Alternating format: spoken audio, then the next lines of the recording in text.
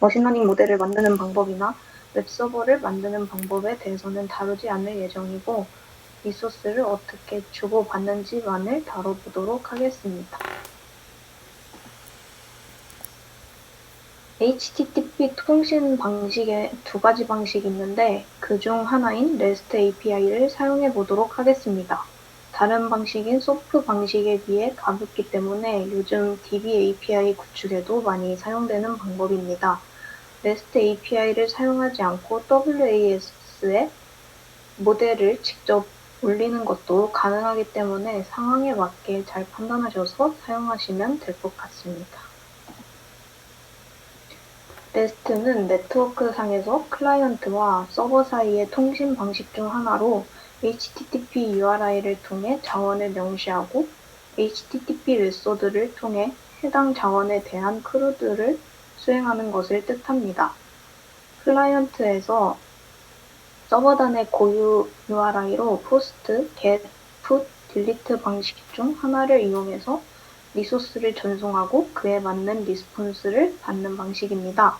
위의 그림에서 보듯이 이제 predict라는 URI를 정의해 놓고 필요할 때 URI를 호출하면 미리 정의된 대로 함수가 실행되고 결과값을 리스폰스 받게 됩니다. 보통 서비스 구현할 때 API를 많이 쓰죠. 예를 들어서 구글 연동 로그인을 하는 경우에 구글에서 미리 만들어 놓은 URI에 접근해 리스폰스를 받아옵니다. 그때 사용하는 API와 같은 원리입니다. 구글이 사용자의 이메일, 프로필 사진 등의 정보를 제공하듯이 우리는 데이터를 받아서 그 모델이 예측한 결과를 제공하는 서버를 만드는 것이 REST API를 만드는 것이라고 생각하면 될 것 같습니다. REST API 서버를 따로 만들어서 클라이언트단과 HTTP 통신을 한다면 클라이언트 부분은 그대로 둔 채로 REST API 서버단에서 모델을 다시 트레이닝 시키고 만들어진 모델을 업데이트한 이후에도 HTTP 통신을 통해서 똑같이 업데이트하기 이전과 똑같이 이제 이 URI를 통해서 리퀘스트와 리스폰스를 주고받을 수 있습니다. 프론트엔드에서 필요할 때 URI를 호출하면 백엔드에서 파이썬이 돌아가면서 모델을 돌리고 결과를 리턴해 줍니다. 프론트엔드에서는 모델이나 파이썬에 대해서 몰라도 되고 그저 URI 메소드에 맞게 리퀘스트를 보내고 리스폰스를 받아와 디스플레이 해주면 됩니다. REST API의 장점인데요. 위에 네 가지 장점은 구글링을 했을 때 찾을 수 있는 REST API의 장점입니다. 아래 파란색으로 칠해놓은 부분은 제가 프로젝트에서 사용하면서 느꼈던 장점이기 때문에 참고하시라고 넣어보았습니다. REST API의 장점 중 하나는 고유한 URI를 통해서 리퀘스트를 요청하기 때문에 해당 URI 작동 방식, 즉 인풋과 아웃풋만 이해하더라도 원하는 API를 가져다 쓸 수 있다는 점입니다. 이 덕분에 프론트엔드와 백엔드가 분리될 수 있어 협업이 매우 수월해집니다. 이전 슬라이드에서도 말했듯이 백엔드 팀에서 URI에 해당하는 함수를 만들어 놓으면 프론트 팀에서는 그 함수가 어떻게 만들어졌는지는 알 필요 없고 URI를 호출해서 쓰기만 하면 되는 거죠. 보통 파이썬 언어를 사용하는 장고 플라스크가 아닌 스프링이나 노드.js를 쓰는 경우가 많은데 그럴 때마다 how to use Python code in Spring 이런 식으로 구글링을 하겠죠. 이걸 피할 수 있는 방법이 REST API를 사용하는 것이라고 생각합니다. 제가 생각하기에 REST API의 가장 좋은 점은 HTTP 통신을 이용하기 때문에 API의 서버단의 WAS와 클라이언트 서버단의 WAS를 분리해서 사용할 수도 있다는 점입니다. 그렇기 때문에 REST API 서버를 장고나 플라스크로 하나 만들어두고 웹과 앱에서 모두 사용하기도 합니다.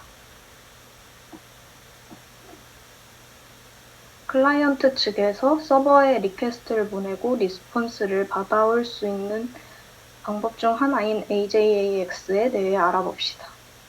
jQuery가 AJAX 관련 API를 제공하고 있어 자바스크립트에서 구동되기 때문에 웹서버까지 갈 필요가 없습니다. AJAX는 비동기식 처리를 하기 때문에 페이지 전체가 로딩되지 않고 필요한 부분만 전달받아 로딩할 수 있습니다. 따라서 전체 페이지 로딩을 시키지 않고 실시간으로 한 부분만 바뀌는 경우에 사용하기 좋습니다. 아마 자바스크립트를 사용하시는 분도 계시고 아닌 분들도 계셔서 잠깐의 설명을 해보겠습니다.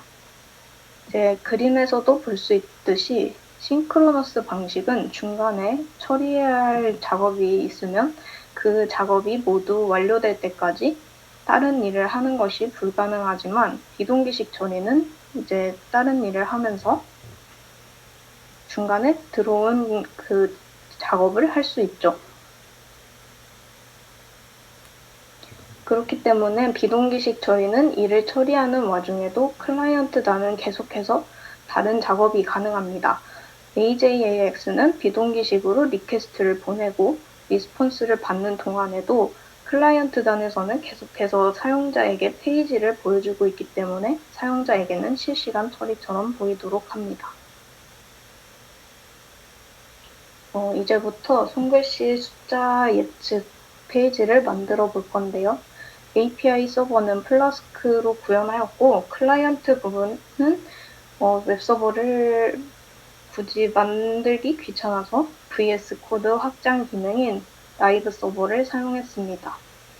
이제 플라스크 서버를 구동하기 위해서 파이썬 3와 플라스크, 텐서플로우 등이 설치되어 있어야 하는데요. 제가 환경 문제가 있을 것 같아서 GitHub에 이제 pvemv 가상 환경 사용 방법을 리드미에 적어놨어요.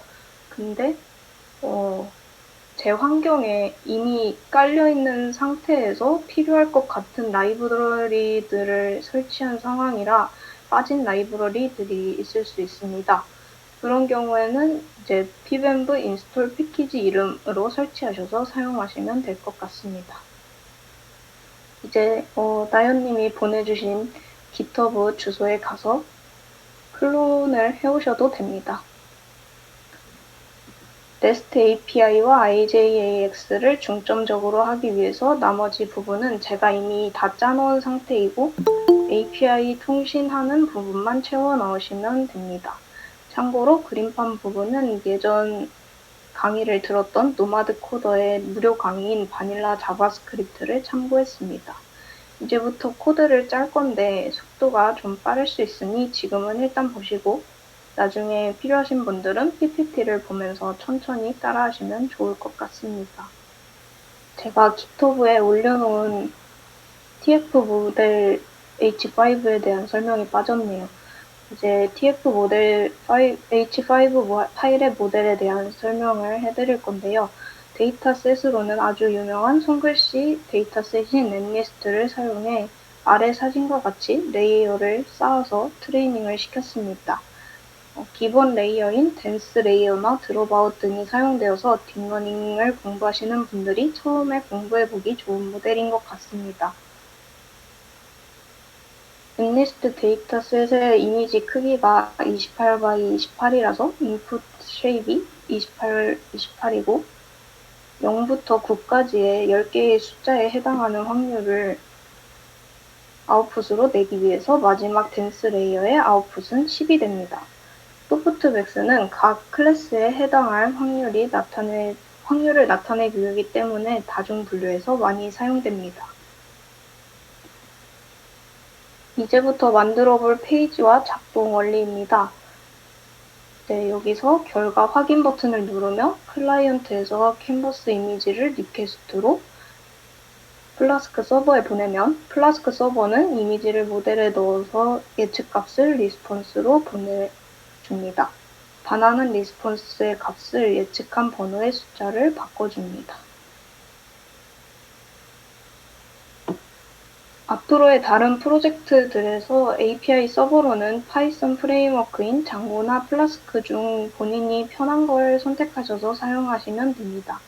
장고는 크루드에 적합한 프레임워크이긴 하지만 자유도가 낮고 불필요한 파일들이 만들어지기 때문에 저는 REST API 서버로는 플라스크를 선호하기 때문에 이번 실습에서 플라스크를 선택했습니다. 그리고 장고는 파일 경로가 조금 복잡해서 제가 예전에 그것 때문에 애를 먹은 적이 있기 때문에 잘 생각하시고 올리셔야 한다는 점을 유의하시면 될 것 같습니다. 대부분 장고로 웹 첫걸음을 하시는 분들이 많아서 장고가 편하실 수도 있는데 장고를 할 줄 아신다면 플라스크도 구조가 비슷하기 때문에 금방 익혀서 프로젝트에 바로 적용하실 수 있으실 거라고 생각합니다. 저도 하루 만에 했기 때문에 여러분들도 가능합니다. 이제 진짜로 코드를 짜보도록 하겠습니다. 일단 아까 나연님이 보내주신 깃허브에 코드들이 올라가 있고요. 리드미MD에 pybemb를 이용해서 제가 올려둔 pip 파일로 인스톨을 해서 환경을 구축할 수 있는 방식으로 해놓긴 했지만 저도 장담은 못합니다. 나중에 실습을 하시면서 좀 더 추가적으로 설치할 부분들이 있을 것 같긴 하지만 일단 pybemb에서 하시면 그 컴퓨터 환경에 직접적인 영향이 가지 않습니다. 먼저 저희는 그 REST API 서버 부분을 먼저 만들어 볼 건데요. 플라스크 폴더가 이 API 서버이고 웹 폴더가 클라이언트 부분에 해당하는 파일들이 있습니다. 그래서 app.py에 들어가시면 이제 플라스크 서버를 구동하는 코드가 나올 거예요.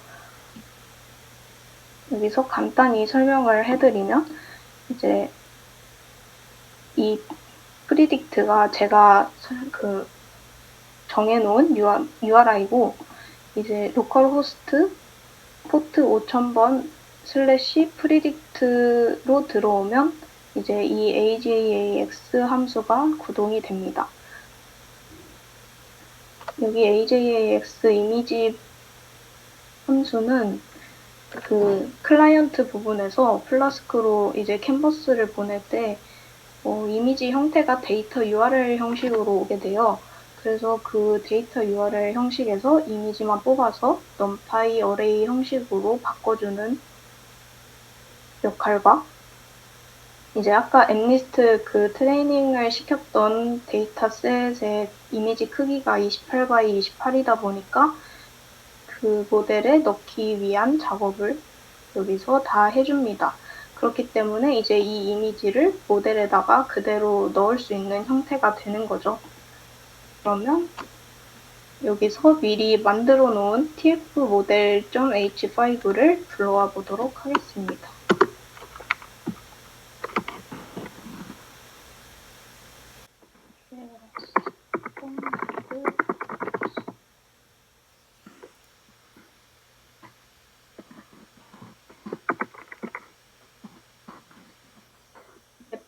플라스크 폴더에 같이 들어있기 때문에 그냥 tfmodel.h5를 쳐주시면 됩니다. 그러면 저희가 원하는 건 이제 이 모델이 예측한 결과값이죠. 여기에다가 이미지를 넣어줍니다. 그러면 이제 딥러닝이나 머신러닝 하시는 분들은 알겠지만 이제 이 결과값이 0.1, 0.2 이런 식으로 나오게 돼요. 그렇기 때문에 이거를 빼내주기 위해서 이렇게 해줘야겠죠?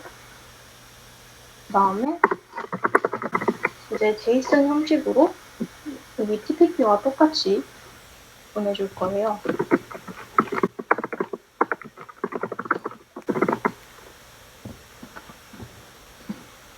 이렇게 하면은 이제 이게 가게 될 텐데 이 뜻이 0일 확률이 0.1, 1일 확률이 0.2 이런 뜻이잖아요. 그러면은 이 소수점이 가장 큰 인덱스를 찾아줘야겠죠. length.argmax를 써주면 됩니다. 그 다음에 이거는 형식이 int가 아니라 numpy의 int64 형식이기 때문에 int형으로 한번 바꿔줘서 리턴을 해줘야 돼요. 그 다음에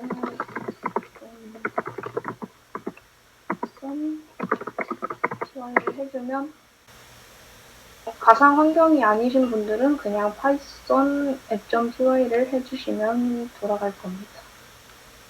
이렇게 돌아가는 걸 확인했고 이제 클라이언트 부분을 한번 만들어 보도록 하겠습니다. 제가 이 버튼 동작하는 파일을 button.js에다가 다 만들어 놨어요. 이제 여기 이 부분이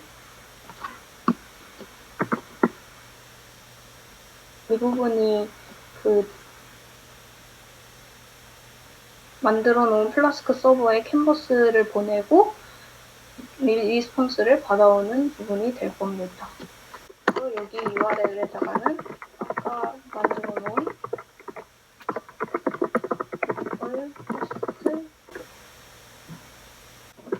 포스트를 한번 열었고 그 다음에 URI를 써줍니다. 다음에 이제 get 방식인지 포스트 방식인지를 써줄 건데요. 아까 플라스크 서버를 만들 때 get 방식을 수용한다고 써줬기 때문에 여기서도 get 방식으로 보냅니다. 그 다음에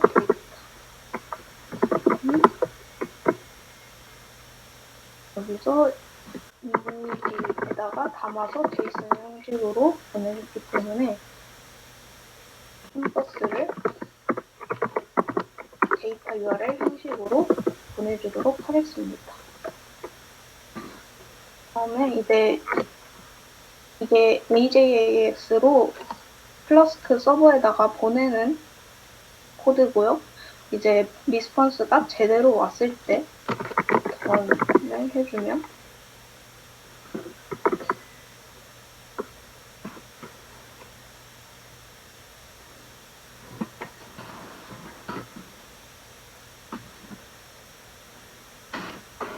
자, 휘소로 찍어서 확인을 해보도록 하겠습니다.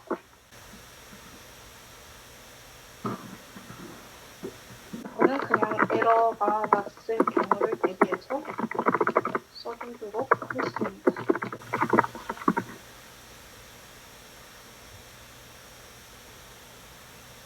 이제 라이브 서버로 켜놨던 페이지로 들어가서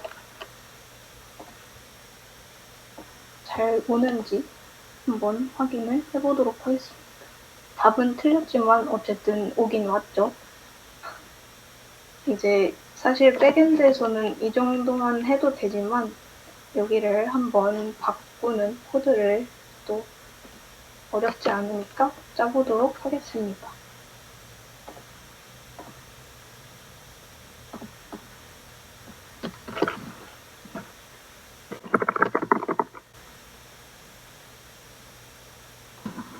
또 사실 자바스크립트를 잘 못해서요.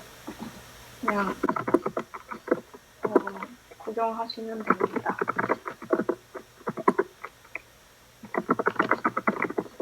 이 부분을 이제 리절트로 왔던 게 제이슨 형식으로 왔기 때문에 그래서 앤서를 빼줍니다.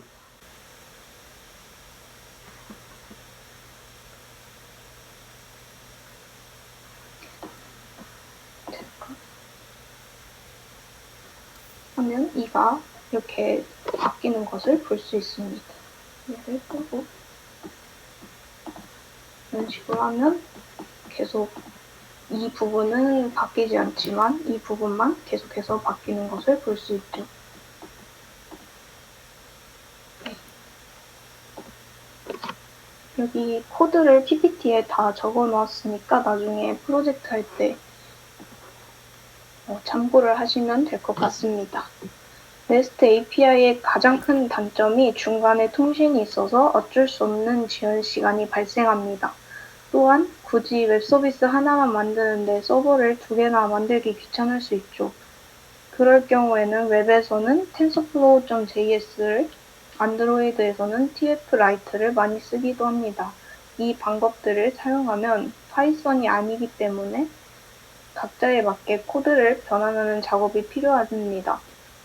이제 그 대신 TensorFlow JS도 JS 자체에서 돌아가기 때문에 이제 WAS의 언어와 상관이 없긴 합니다.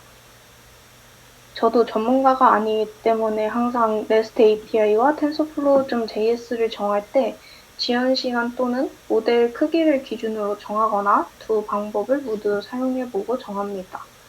아래 유튜브 링크는 솔루션 챌린지 때문에 플러터를 사용하는 팀들이 있을 것 같아서 참고용으로 찾아봤습니다. 지금까지 세션을 다 이해하지 못하셨더라도 나중에 프로젝트 하면서 REST API라는 게 있었지 구글링을 할 때 한번 떠올리실 수만 있다면 충분하다고 생각합니다. 이것으로 오늘의 세션을 마치겠습니다.